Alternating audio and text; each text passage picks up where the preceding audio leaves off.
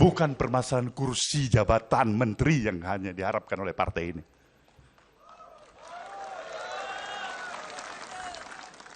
Kita menghargai itu semuanya. Tapi penghargaan kita adalah ketika ide pemikiran-pemikiran kita didengar. Dan kita juga telah memposisikan diri kita sebagai partai yang berada dalam pemerintahan. Presiden baru, Jenderal TNI Purnawirawan Prabowo Subianto. Kita berharap tentunya pemahaman dan pemikiran interindependensi Nasdem yang memang selama ini dipegang kokoh dan teguh tetap harus terjaga. Partai ini berupaya untuk mempertahankan dignity dan integritas dirinya, bukan sebagai partai yang pemberat bagi pemerintahan yang didukungnya.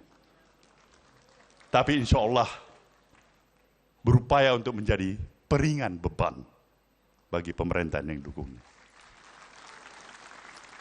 Bukan permasalahan kursi jabatan menteri yang hanya diharapkan oleh partai ini.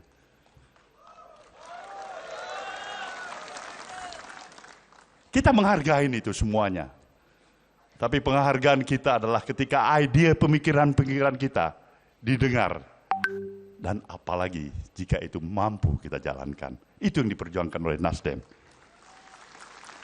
Itulah gerakan perubahan untuk merestorasi bangsa ini. Saya yakin dan percaya dengan spirit dan semangat yang kita miliki. Di akhir masa bakti jabatannya, Presiden Jokowi akan tetap menjadi sahabat Nasdem. Kita mengharapkan agar baktinya tetap berlanjut untuk kepentingan bangsa dan negeri ini. Maka sebuah pantun dari pesisir timur Pulau Sumatera kita khususkan kepada Presiden Jokowi malam hari ini. Presiden Jokowi boleh dengar baik-baik ini. Pulau Pandan jauh di tengah. Di balik pulau si angsa dua. Hancurlah badan di kandung tanah. Budi yang baik dikenang jua.